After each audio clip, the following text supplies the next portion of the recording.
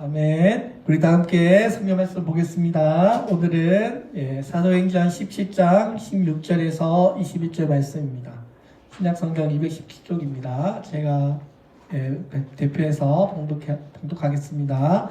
바울이 아덴에서 그들을 기다리다가 그 성에 우상이 가득한 것을 보고 마음에 격분하여 해당에서는 유대인과 경건한 사람들과 또 장터에서는 날마다 만나는 사람들과 변론하니 어떤 에피쿠로스와 스토아 철학자들도 바울과 논중할세 어떤 사람은 이르되 이 말쟁이가 무슨 말을 하고자 하느냐 하고 어떤 사람은 이르되 이방 신들을 전하는 사람인가 보다 하니 이는 바울이 예수와 부활을 전하기 때문이더라. 그를 붙들어 아레오바구로 가며 말하기를 내가 말하는 이 새로운 가르침이 무엇인지 우리가 알 수 있겠느냐. 내가 어떤 이상한 것을 우리 귀에 들려주니 그 무슨 뜻인지 알고자 하노라 하니 모든 아덴 사람과 거기서 나그네오 된 외국인들이 가장 새로운 것을 말하고 듣는 것 이외에는 달리 시간을 쓰지 않음이더라. 아멘. 오늘 이 시간은 그리스도 철학과 바울 복음이라는 제목으로 하나님 말씀 전하겠습니다. 우리가 계속해서 사도 바울의 그 전도의 모습을 통해서 어떻게 하나님께서 이 바울의 일행을 통해서 교회를 세워가시고 또 예비된 영혼들을 어떻게 만나게 되었는지를 우리가 이 사도행전의 이런 이야기를 통해서 보고 있습니다. 지금 사도 바울이 이제 2차 전도 여행에서 유럽의 중심, 로마로 향해 가고 있는 과정인데요. 유럽의 중심으로 전진해 가고 있는 이 바울은 이제 아덴이라고 하는 곳에 도착을 하게 됩니다. 여러분, 아덴은요, 오늘날의 아테네입니다. 여러분, 다들 그리스라고 하는 나라, 다들 잘 아시죠? 이 그리스의 수도가 아테네인데요. 이 바울이 방문했을 때는 아덴이라고 불렸습니다. 이 아덴은요, 우리가 알고 있듯이 로마와 알렉산드리아와 함께 그 당시에 세계 3대 도시로 유명했고요. 또 이 그리스는 오늘날도 그렇지만 그리스 철학, 다들 잘 아시죠? 그리스 철학과 또 우상 숭배가 아주 만연했던 그런 도시로 알려져 있습니다. 이때 문명의 꽃을 피운 이 아덴은 유럽에도 많은 영향을 끼쳤는데요. 당시에 이 그리스의 찬란한 이 문화의 발상지로서, 문명의 발상지로서 1200년 동안의 역사를 간직하고 있었습니다. 자, 그래서 여러분, 오늘날 우리 올림픽 타시죠? 다 이게 이제 그리스의 문화를 우리가 지금도 하고 있습니다. 공유하고 있습니다. 자, 그래서 주전 1406년에 로마가 이 그리스를 정복했는데요.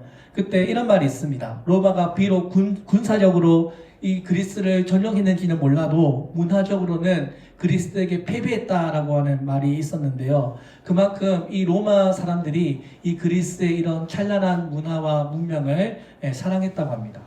자, 그래서 이 그리스, 이 아덴이라는 것은 정치, 경제, 문화, 예술의 아주 중요한 도시였고요.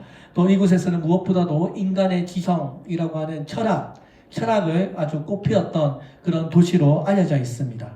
자, 그래서 이 아덴에서 시작된 그리스 철학과 여러 가지 학문, 이런 이성적인 논리와 이런 인간의 그런 문화, 그리스 철학들이 이 아덴이라고 하는 곳에 시작되었는데요. 그곳에 방문하게 되면 지금도 거기에는 화려한 신전들이 많이 있고요. 또 많은 그리스의 신들을 섬긴 것으로 알려져 있습니다. 오늘 바울이 이제 이 아덴이라는 곳에 도착해서 이곳에서 머물면서 해당에 가서 유대인들에게는 율법으로 그리스도를 전했고요. 또 이곳에서는 철학을 사랑하는 사람들에게는 철학하는 방법으로 바로 이 예수님의 복음을 전했습니다. 이 아덴이라고 하는 말이 아테네에서 그리스의 여신이라고 하는 아데나라고 하는 여신이 있는데요. 그 여신의 이름에서 따온 이름이 바로 이 아덴입니다. 그러니까 이 도시는요, 이 아덴이라고 하는 도시는 그 자체가 거대한 우상의 신전이라고 할 수 있습니다. 우상이 가득 찬 도시였다고 할 수 있습니다. 자, 그래서 이 아덴이 지적으로는 세상에서 가장 뛰어난 그런 철학자들을 많이 배출한 곳이지만 영적으로는 가장 어두운 우상으로 가득한 곳이었다는 것입니다. 바울은 이 아덴에서 실라와 디모데를 데리고 이 도시를 되돌아보는데요. 역시나 그 도시 안에는 여러 가지 우상과 신전들이 가득했습니다. 이 아담의 문화는 창조주 되시는 하나님을 경외하기보다는 인간들이 만들어낸 형상화된 여러 가지 우상을 섬기는 일에 사람들이 매료되어 있었고요. 또 거기 그런 우상신에 위해서 이 사람들이 예술성을 발휘하고 있었습니다. 자, 그래서 이 도시를 지나다니다 보니까 바울의 마음 가운데 거룩한 분노가 일어나기 시작했습니다. 그리스 사람들은 예술품이라고 자랑하지만 바울이 보기에는 다 역겨운 것들이었습니다. 하나님의 자리에 우상을 만들어 놓고 그곳에서 신전을 제사 드리는 모습을 볼 때 바울의 마음 가운데 거룩한 분노가 일어나게 된 것입니다. 사랑하는 여러분, 오늘날에도 우리 왜 피독서라고 하면 그리스 신화 읽어야 된다고 이렇게 말하는 사람들이 많이 있지 않습니까? 그리스 신화라고 하는 책을 여러분 읽어보시면 우리 다 알고 있겠지만 거기에 시인의 종류만요 76명이나 되고요. 그리고 막장 드라마도 그렇게까지 안 만듭니다. 신이라는 존재들이 얼마나 사악하냐면 그들은 자기들끼리 결혼도 하고요. 음탕하기도 하고요. 육체적으로는 서로 엮이기도 하고요. 형제 사이에 자식이 태어나기도 하고 아버지와 딸 사이에서 자식이 태어나기도 하고 여러 가지 폐륜과 폭력이 난무하는 이야기가 사실은 그리스 신화입니다. 우리가 그리스 신화라고 하면 페톡서라고 하는데요. 그 내용이 그렇게 거룩하지 않습니다. 이 신들의 이야기를 읽어보면 범죄 같은 것은 아무렇지 않게 하고요. 또 그들의 그 범죄를 정당화하기도 하고 미화하기도 하고요. 여러 가지 안 좋은 이야기들이 그 그리스 신화에 많이 있습니다. 자, 그래서 그리스의 철학자 크세노파네스라고 하는 이 사람이 말하기를 그리스의 신들이 인간과 같은 존재이고 음모, 계략, 살인, 절도 등 폭력과 범죄를 일삼는 부덕한 존재들이라고 말했습니다. 고대 그리스 사람들은 자기들의 그런 숨겨진 욕망, 그 금지된 욕망을 바로 이 그리스 신화를 통해서 표출했고요. 그것을 통해서 대리만족하고 그래서 그런 범죄들을 합리화하고 정당화하는데 이 그리스 신화를 사용했던 것입니다. 자, 그러니까 여러분 이 그리스 사람들의 정신세계를 지배하고 있던 그 그리스 신들이 얼마나 악하고 얼마나 부패한 존재인들인가를 우리가 알 수 있습니다. 자, 그런 모습들을 보면서 바울은 가만히 있을 수가 없었던 것입니다. 고대 아테네는 대단한 발전된 문명을 가지고 있습니다. 그들의 철학과 문화와 예술과 정치 언어 등은 지금까지도 우리들에게 전수가 되고 있을 만큼 뛰어난 발명품들이었습니다. 하지만 그들은 그것들을 가지고 우상의 신들을 만들었던 것입니다. 여러분, 우리 다들 잘 아시죠? 우리가 10계명에서 제1계명과 2계명이 무엇입니까? 나 외에 다른 신에 섬기지 말라. 그리고 우상을 만들지 말라라고 했지 않습니까? 바로 하나님께서 그 우상을 신에 얼마나 질투하시냐면 하나님께서 첫 계명과 두 번째 계명을 나 외에 다른 신에 섬기지 말라라고 말씀하신 만큼 하나님께서는 우상을 섬길 것을 명령에 금지하고 있었던 것입니다. 근데 오늘날에도 여러분 우리 주변에 얼마나 우상이 많습니까? 눈에 보이는 우상들도 있지만 눈에 보이지 않는 우상들도 우리 주변에 많이 있습니다. 여러분, 사람이 경계심을 가진다는 것이 무엇을 의미합니까? 보이지 않는 것에 대한 갈망이 있다는 것입니다. 인간은 철저하게 자신이 좋아하는 것을 욕망으로 삼고요. 그것을 우상으로 만듭니다. 오늘 이 그리스 신화들을 보면서 이곳에 수많은 신전들과 또 그 제단들이 인간의 그 적나라한 내면을 보여주고 있는 것입니다. 하나님을 믿지 않는 사람들은 어떻게든 이런 신전을 짓고 이런 제단들을 만든다는 것입니다. 오늘 이렇게 우상들을 보면 그것을 만들어내는 인간들의 수준을 우리가 알 수 있습니다. 사람은 겉으로는 똑똑해 보이지만 조금만 그 내면으로 들어가면 그 수준이 상당히 낮다는 것입니다. 이 신전들은요, 화려해 보이지만 반대로 말하면 우리 인간의 어떤 무지성, 하나님이 없는 이 인간의 어떤 얼마나 그 무가치함을 이 신전이 보여주고 있는 것입니다. 여러분, 오늘날의 우상은 무엇일까요? 요즘에 예를 들어서 여러분, 우리 얼마 전에 몇 년 전에 월드컵 했지 않습니까? 우리 그 스포츠에 열광하는 사람들의 모습에서도 우리가 우상을 볼 수 있습니다. 여러분 생각해 보세요. 스포츠 좋아하는 사람들, 축구에 대한 열광 얼마나 대단합니까? 주일에 교회 한번 나오라고 하면 피곤해서 못 일어납니다 라고 하면서 월드컵 때는 새벽에도 일어나서 축구 보고 그죠? 유럽, 손흥민 선수 유럽 영국에 축구 있다고 하면 새벽에 일어나서 그 모든 경기를 다 챙겨보는 사람들이 많습니다. 사람들이 교회 나오라고 하면 피곤하다고 하면서 자기가 좋아하는 운동 선수 경기가 있다고 하면 다 일어나가지고 다 챙겨보고요. 또 그 팀의 멤버들까지 다 외우고요. 예? 또 제가 영국에 좀 살았는데요. 맨체스터 있는데 경기 열리면요. 펍에 사람들이 가득하고요. 월드컵 같습니다.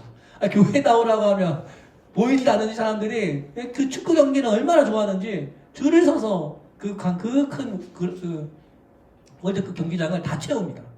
여러분, 이것도 우상이지 않습니까? 왜 그렇게 열광합니까? 사실 이기고 지든 우리 영혼이랑 아무 상관도 없는데 그저 재미, 그저 자기가 좋아하는 팀 이기기를 바라는 그 소망으로 그 돈을 내고 가지 않습니까?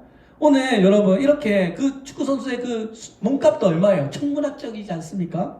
아니 이렇게 여러분 이 부패한 인간의 마음은 타락한 우상을 만드는 공장과 같아서요. 하나님이 없는 사람의 마음에는요 끊임없이 우상을 만들어낸다는 것입니다. 또 여러분 가끔씩 식당이나 어떤 집에 초대받으면 달마대사 그림도 딱 그려져 있고 왜 갖다 붙입니까?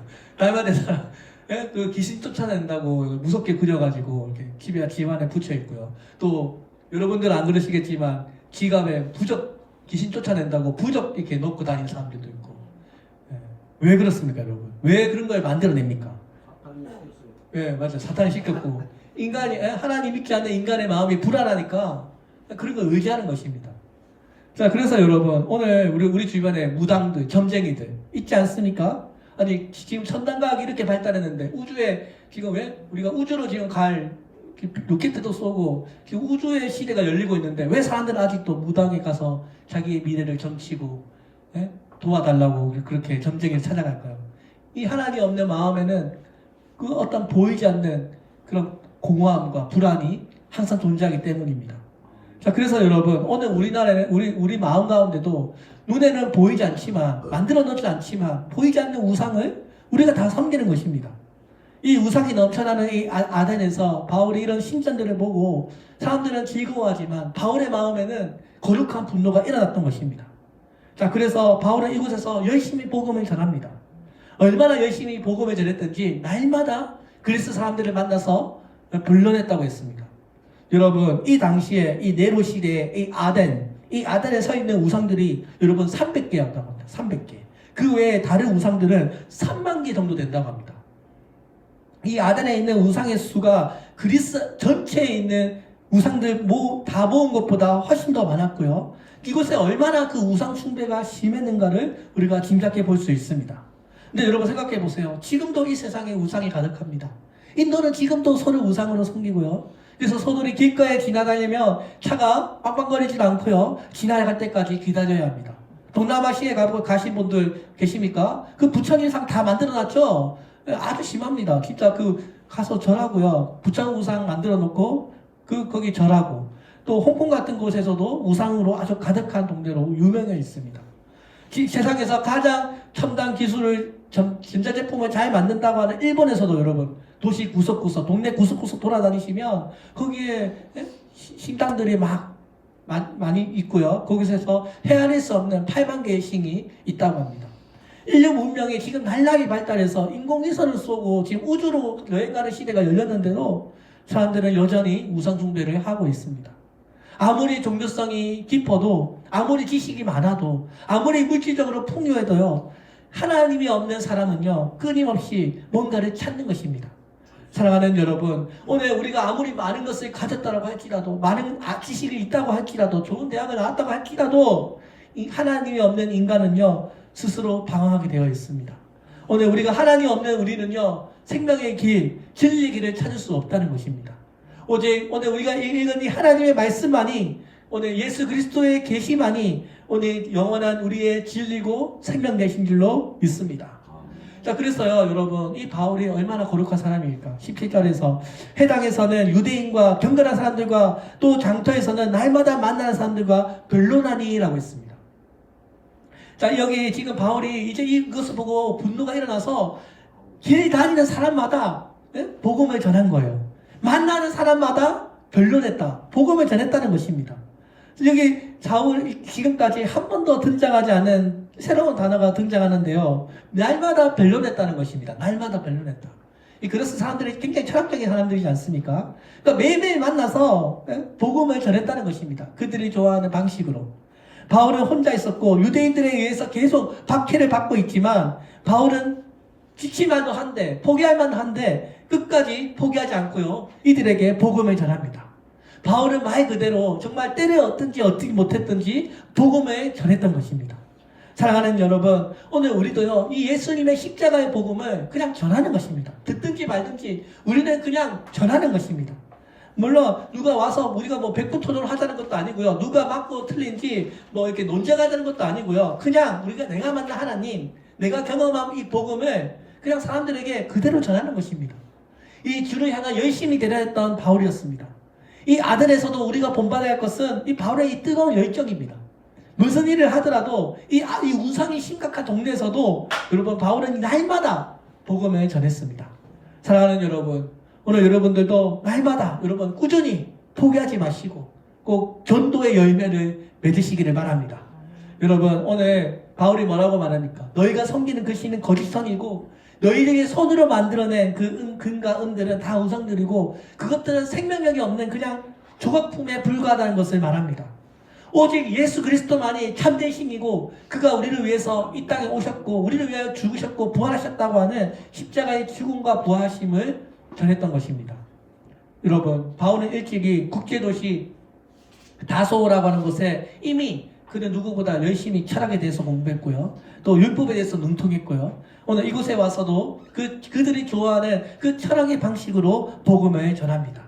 8절에 보니 어떤 에피쿠로스와 스토아 철학자들도 바울과 논쟁할세 어떤 사람들은 이르되 이 말쟁이가 무슨 말을 하고자 하느냐 하고 어떤 사람은 이르되 이방신들을 전하는 사람인가 보다 하니 바울이 예수와 또 부활을 전하기 때문이더라.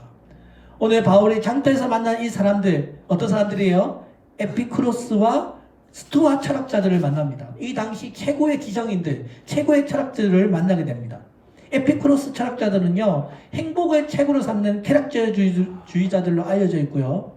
여기 스토아 철학자들은 고통을 피하는 것이 최고로 삼는 근력주의자들로 알려져 있습니다.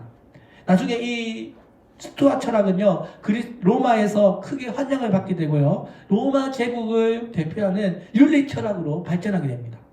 이 바울은 이 당시 이 사람들을 만나면서 그들이 좋아하는 그 철학과 시를 인용하면서 복음을 전했던 것입니다. 그러니까 바울은 그리스와 로마 세계 이 두 세상을 넘나들 수 있는 그런 유능한 사람이었던 것입니다. 복음을 전혀 이해하지 못하는 그 바울을 향하여 말쟁이라고 하는 그 사람들에게 그냥 이방신을 전하는 줄 아는 그 사람들에게 예수 그리스도의 죽으심과 부활하심을 전했습니다. 우리 19절과 20절을 보겠습니다. 그를 붙들어 아레오바고로 가며 말하기를 내가 말하는 이 새로운 가르침이 무엇인지 우리가 알 수 있겠느냐. 내가 어떤 이상한 것을 우리 귀에 들려주려니 그 무슨 뜻인지 알고자 하노라 하니. 자, 이 두 철학을 따르는 이 사람들이요, 바울을 바로 이 아레오바고라고 하는 이 언덕으로 그를 데리고 갑니다. 참고로 이 아레오바고는 전쟁의 신, 아레스의 언덕이라는 뜻인데요. 이곳은 당시에 논쟁, 토론하는 장소로 알려져 있습니다. 그러니까 누구든지 어떤 새로운 철학이나 새로운 사상이나 어떤 새로운 뭔가를 사상을 소개할 때 이 아레오바고에 와서 사람들과 토론을 하면서 그 새로운 지식을 전했던 것입니다. 바울은 지적으로 뛰어난 이 그리스 사람들에게 이 함께 모여있는 이곳에서 바로 예수님의 죽으심과 부활하심이라고 하는 새로운 가르침, 그들에게 있어서 어떻게 보면 새로운 예수님을 그들에게 전했던 것입니다. 이 아레오바고는요, 말하기를 좋아하는 사람들, 떠들고 논쟁하기를 좋아하는 사람들이 부쩍거리는 그런 동네입니다. 인간의 지적인 호기심이 많지 않습니까? 특별히 이 그리스 사람들이 그런 지적인 욕구가 강한 사람들이었던 것입니다. 그런데 그 사람들은 뭐예요? 겉으로 보기에는 사람들이 교양이 있어 보이지만 그들은 그냥 새로운 아는 것만 좋아하고 그들은 그냥 그런 지식을 떠드는 것으로만 시간을 보내는 사람이었던 것입니다. 자, 그래서 이게 바로 오늘날 그리스에 있는 아레오바고 언덕인데요.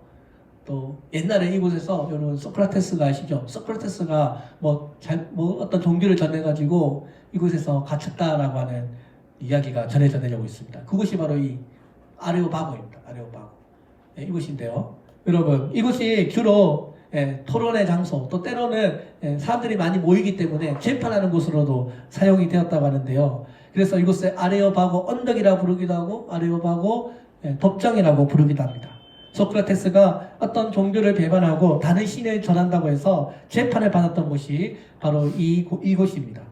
자, 이제 바울이 이 아레오파고라고 하는 곳에 와서 이곳에서 예수의 복음을 전하게 되었는데요. 이곳에 붙들러 왔다는 것은 자칫 잘못하면 그도 소크라테스처럼 잘못된 말을 하면 이곳에서 잡히게 되는 그런 상황이 되었다는 것을 의미하는 것입니다. 근데 바울은요, 확고합니다. 바울은 겁먹지 않습니다. 이에 굴하지 않고요, 역시 예수의 복음을 증언합니다. 아는 사람들은 그동안 유대인들이 말하는 그런 구약의 모세 이야기를 많이 들었지만 이 예수의 이야기는 처음 듣는 것이었습니다. 예수 그리스도에 대한 부활에 대한 것은 아는 것이 없었던 것입니다. 그래서 아는 사람들은 평소에 잘 듣지 않는 말이라서 이 바울의 복음을 아주 신기하게 생각했습니다.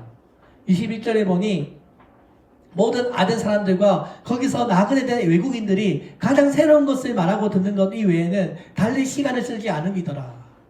바울이 전하는 이 복음을요, 그냥 지적인 호기심으로만 대했던 것입니다. 진리에 대한 어떤 사랑하는 마음이 아니고요, 그냥 지적인 호기심하는 수준으로 그쳤다는 것입니다. 이 철학자들은요, 그냥 새로운 지식을 듣고 새로운 철학을 알고 즐기는데 그냥 기쁨을 누리는 그런 사람이었던 것입니다. 그것으로 그냥 말하고 듣는 곳으로 세월을 보냈던 것입니다. 그들은 매일매일 새로운 지식을 듣고 말하지만 이 예수의 복음, 자기의 삶의 변화와는 전혀 상관이 없었습니다. 인간의 호기심은요, 종종 위대한 발견을 할 때가 있습니다. 제임스 와트는요, 주전자에 물을 끓으면서 뚜껑이 열리는 것을 보고 증기 기관차를 만들었습니다. 뉴턴은요, 사과나무에서 사과가 떨어지는 것을 보고 만류 인력의 법칙을 발견했습니다. 오늘 이 아덴의 사람들은 지적으로 많은 호기심을 가지고 있었기 때문에 왜라고 하는 질문을 통해서 철학을 발전시켰고요. 또 찬란한 그리스의 문화를 만들어냈습니다. 그래서 여러분 그래서 생각해 보세요. 그리스라고 하면 우리 소크라테스, 플라톤, 아리스토텔레스, 우리 다 옛날에 학교 다닐 때 우리 다 공부했잖아요. 그 사람들이 다 이 그리스 철학의 그리스 문화의 어떤 황금기를 열었던 사람들이고, 그 이후부터 400년이 지난 지금도 이 사람들은 그냥 지적인 호기심을 그냥 습관으로만 가지고 있었던 것입니다. 이 아덴이라고 하는 사람들이 어떤 복음에 대한 그런 열정과 복음에 대한 어떤 갈망함보다는 그냥 그런가 보다, 그냥 그런 게 있나 보다, 그런 종교가 있나 보다 하는 수준으로 그쳤던 것입니다. 사랑하는 여러분, 근데 우리가 오늘 이 성경을 읽으면서 오늘날 우리도 아레오파고가 있습니다. 오늘날 우리에게도 아레오파고 광장 법정이 있습니다. 무엇입니까? 우리가 살고 있는 이 세상이 이론과 철학으로 가득한, 우상으로 가득한 이 세상이 마치 아레오파고처럼 느껴지지 않습니까? 우리가 이거 살고 있는 이 세상이 마치 이 아덴 같은 세상이지 않습니까? 사람들은 다 자기가 스스로 만들어낸 그런 감옥 속에 살아가고 있습니다. 아직도 제 문제를 해결하지 않는 우리 인간의 상태는 마치 감옥에 갇혀있는 상태라고 제가 말씀드렸습니다. 오늘 이 아레오파고도요, 오늘 이 세상에 인간들이 만들어낸 우리 이 사상과 인간들이 만들어낸 제도와 그런 어떤 시스템 가운데 우리가 살아가고 있습니다. 그런데 여러분, 정말 사람에게 필요한 것은 어떤 멋진 제도와 시스템이 아닙니다. 세상에 정말로 필요로 하는 것은요, 바로 예수님의 복음입니다. 십자가의 복음입니다. 어떻게 보면 이 예수님의 복음은요, 정말 간단합니다. 복잡하지 않습니다. 누구든지 초등학생만 되더라도 여러분, 이 복음을 그냥 알 수 있도록 아주 단순하게 하나님께서 우리에게 이 복음을 주셨고요, 예수님의 복음으로 충분하다는 것입니다. 그리고 이 복음에는 여러분 능력이 있습니다. 이 복음의 능력이 우리 마음 안에 심겨지면요, 사람이 변합니다. 여러분 생각해 보세요. 저희 집도 예전에 예수님 안 믿을 때요, 할머니가 저희 집 앞에다 대문도 부적도 붙이고 막 가끔씩 어머니 따라서 절에도 가고 막 이랬거든요. 저희 친척 외가 통틀어가지고 예수님 믿는 사람 한 명도 없었는데 하나님께서 저에게 복음의 씨앗을 심겨주시고 목사가 되었습니다. 여러분, 하나님께서 역사하시면요, 반드시 그 가문의 운명을 바꾸십니다. 세상의 지혜가 우리가 세상을 볼 때는 뭔가 있어 보이지만 결국 뭐예요? 그것은 결국 답이 없고요, 이상한 것으로 빠지고요, 남는 것이 아무도 없다는 것입니다. 여러분, 소크라테스, 아리스토텔레스, 플라톤, 부처님 다 멋있는 말이에요. 다 좋은 말입니다. 근데 여러분, 그게 우리에게 궁극적인 지혜 문제를 해결해 줍니까? 그 가르침을 따른다고 해서 우리에게 천국의 어떤 기회를 줍니까? 천국이 있다고 가르칩니까? 전혀 아닙니다. 그죠? 결국 그들의 가르침은 좋지만 거기까지라는 것입니다. 오늘 우리에게 이 지금 이후에 새로운 세계가 있다는 것을 성경은 우리에게 말씀하고 있고요. 그리고 무엇보다도 예수님께서 아주 분명하게 우리의 죄 문제를 해결했다는 것을 성경이 담대하게 선언하고 있습니다. 사랑하는 여러분, 오늘 우리가 이 그리스 철학자들의 이런 모습들을 보면서 그냥 지적으로 즐거워하고 아는 것에 그냥 만족하는 그런 수준이 아니라 정말 예수님의 생명력 있는 그 말씀을 정말 받아들일 수 있는 그런 성도들이 되시기를 바랍니다. 사랑하는 여러분, 오늘 이 복음은요, 이미 수천 년 전에 하나님께서 우리 인간을 구하기 위해서 이미 드러내신 사건입니다. 이게 지금 일어난 일도 아니고 이미 수천 년 전에 수많은 구약의 선지자들과 예수 그리스도의 그 증인들이 이 사건을 기록하기 위해서 우리들에게 성경을 남겼고요, 이 성경이 후대 교회들이 새겨지면서 계속해서 진리의 복음이 전파되어서 오늘날 우리가 이 복음 믿게 되었고 우리 한국 교회가 세워지게 된 것입니다. 오늘 여러분, 우리도 이 사명, 예수님의 생명의 사명을 우리가 전하는 아주 우리가 중요한 사명이 우리에게 있다는 것입니다. 사랑하는 여러분, 영국에 요즘에 한인 식당에 붐이 불어가지고요, 영국인들이 케이팝에 이제 그 붐이 불어가지고 한국 식당이 그렇게 잘 된대요. 제가 요즘에 유튜브로 찾아봤는데요. 여러분, 핫도그 아시죠? 여러분, 영국에서 핫도그를 팔았는데요, 1년에 30억을 팔았대요. 핫도그로. 와, 영국은 물가가 비싸니까 9,000원 이렇게 해가지고. 여러분, 외국에 가서 핫도그를 파는 그 사람들도 열심히 그렇게 자기 이득 취하려고 열심히 그렇게 장사를 하는데, 여러분, 우리는 그것보다 더 귀한 영혼을 남겨야 되지 않겠습니까? 사랑하는 여러분, 오늘 우리에게 예수 그리스도께서 우리의 죄 문제를 해결해 주셨습니다. 오늘 바울처럼 우리가 이것을 전해야 합니다. 22절 23절을 보겠습니다. 바울이 아레아바고의 가운데 서서 말하되, 아는 사람들아, 너희를 보니 범사에 정도심이 많도다. 내가 두루 다니며 너희가 위하는 것들을 보다가 알지 못하는 신에게라고 새긴 제단도 내가 보았으니, 그런즉 너희가 알지 못하는 위하는 그것을 내가 너희에게 알게 하리라. 종교심이 많도다. 이 호기심이 많은 거예요. 바울이 지나다니다 보니까 알지 못하는 신에게 이 제사 드리는 그런 제단도 보게 되니 그들이 그 궁금해하는 알지 못하는 신이 내가 무엇인지 알려주겠다. 여러분, 아주 유명한 설교입니다. 아레바고 설교 아주 유명한 설교인데요, 사도 바울이 너희들이 섬기고 있는 그 알지 못하는 신을 내가 이제 소개해 주겠다고 말하는 것입니다. 25절에서 또 무엇이 부족한 것처럼 사람의 손으로 섬김을 받는 것이 아니니 이는 만인과 생명과 호흡과 만물을 칭해 주시는 이심이라. 여러분, 이게 원래 세네카의 철학자의 말인데요, 지금 바울이 이 세네카의 말을 인용하면서 그리스도의 복음을 전하는 것입니다. 그리스 사람들이 철학을 좋아하니까 그 철학자 세네카의 말을 인용하면서 당신들이 좋아하는 그 만인에게 생명과 호흡을 주는 그 창조주가 바로 하나님 예수 그리스도라는 것을 바울이 전하고 있는 것입니다. 여기서 바울은요, 아주 중요한 것을 다룹니다. 그것이 우리에게 생명을 줄 수 있는가 없는가 하는 것입니다. 여러분, 우리의 생명은 어디서부터 옵니까? 철학, 사상, 이념, 종교, 이것이 우리에게 생명을 가져다 줍니까? 세상의 그런 철학과 이념은 우리에게 구원에 이르는 길이 다양하다고 말하면서 예수님을 통한 길은 아주 편협하다고 기독교를 비판합니다. 모든 종교에는 다 구원에 이르는 길이 있다고 하면서 그들은 아주 관용을 베푸는 척 말합니다. 그러나 하나님께 나아가는 참된 길은 오직 예수 그리스도를 믿는 것이고, 그를 생명의 주와 그리스도로 고백하는 자에게만 베풀어 주시는 하나님의 은혜인 줄로 믿습니다.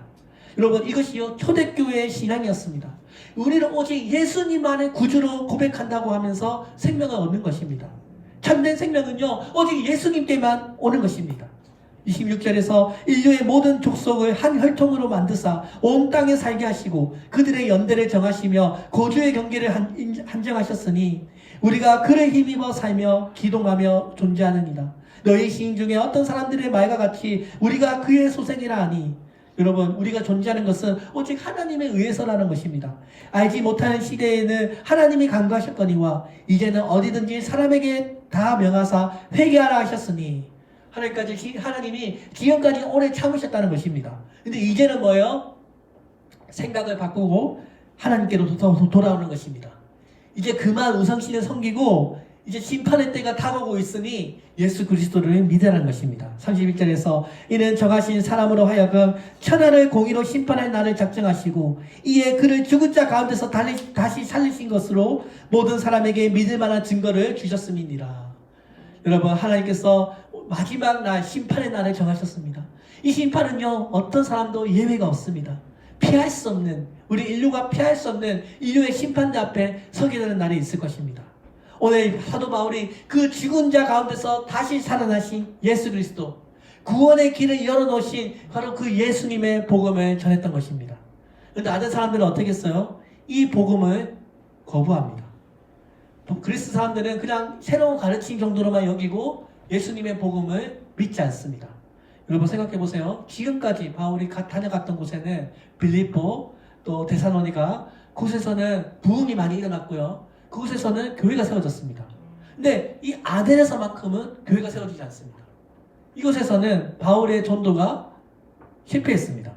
대부분의 학자들이요, 이 아덴의 전도는 바울이 실패했다고 말합니다. 자, 그런데 여러분, 우리가 여기 성경의 34절 한번 보겠습니다. 34절에 보니 몇 사람이 그를 가까이하여 믿으니 그 중에 아레오바고 시원 디오누시오와 다마리아라고 하는 여자와 또 다른 사람들도 있었더라. 여기 보면 바울이 그렇게 복음을 전했는데 대부분 다 바울의 말을 그냥 거부합니다. 근데 여기에 바울의 그 연설을 듣다가 은혜를 받은 사람들이 나오는데요. 디오누시오와 다마리라고 하는 사람들이 은혜를 받습니다. 보이시죠, 여러분? 자, 그래서요, 여러분, 여기 바울의 복음을 받아들인 몇 안 되는 그리스 사람들 중에 이 두 사람이, 왜 몇 명이 더 있지만 아무튼 대표적으로 이 두 사람이 예수님을 영접하게 됩니다. 이 아레오바고 시의원, 이 디오누시오와 다마리라고 하는 여자가 예수님을 믿었다고 기록하고 있는데요. 아레오파고 시의원, 이게 시의원인데요. 또 어떤 사람들은 판사라고 말하기도 합니다. 시의원 또는 판사. 와, 굉장히 사회적인 영향력이 있는 사람이죠. 자, 이 사람이 이때 바울의 복음을 듣고 회심하게 됩니다. 기독교 역사학자 유세비우스에 의하면 이 디오니시오라고 하는 사람이 나중에 아테네 교회를 담임하는 목사가 되었다고 전해지고요. 순교까지 하게 됐다고 전해집니다. 그리고 이 다마리아고 여자는 거의 등장하지 않는데 이 아레오파고 광장에 모일 수 있는 사람은 대부분 귀족이거나 또 이 디오니시오의 아내였을 것이라고 전해집니다. 그래서 이 부부가 믿게 된 거예요. 이 부부가 이 초대교회에 굉장히 쓰임받는 사람으로 기록되게 된 것입니다. 여러분 생각해 보세요. 이 당시에 초대교회가 굉장히 가난한 교회였는데 이 당시에 이 판사 부부가 그 교회에 들어와가지고 여러분 헌금하고 막 교회를 부흥시키고 했다고 생각해 보세요. 그래서 초대교회에 굉장히 경제적인 그런 힘이 주었던 것으로 알려져 있습니다. 지금까지 바울의 이 전도가 실패한 줄 알았는데 이때 이 디오니시우스와 바로 이 다마리아라는 하는 사람이 이 예수님을 믿게 되었고요. 이들이 초대교회에 아주 큰 역할을 감당한 것으로 알려져 있습니다. 오늘 이 바울이 전했던 이 복음이 지난 2000년 동안 여러분 수많은 사람들의 인생을 변화시켰는데요. 그리고 결국 순교자를 낳게 되었습니다. 바로 이 사람이 나중에 40년 뒤에 96년에 도미티안 황제 때 순교를 당한 만큼 영혼의 꽃을, 전도의 꽃을 맺게 되었던 것입니다. 자, 그래서 여러분 수적으로 바울의 전도가 실패했다고 할지라도 이 아덴에서 이런 귀한 영혼들을 얻게 되었습니다. 그래서 아덴의 전도는 결코 실패한 것이 아니었습니다. 오늘 바울의 복음이 우리의 마음, 그들의 마음밭에 떨어져서 이런 귀한 순교자를 낳게 된 것입니다.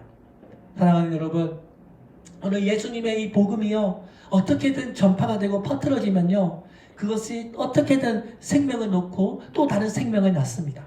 이 복음, 예수의 복음 안에는 이런 놀라운 하나님의 능력이 담겨져 있습니다.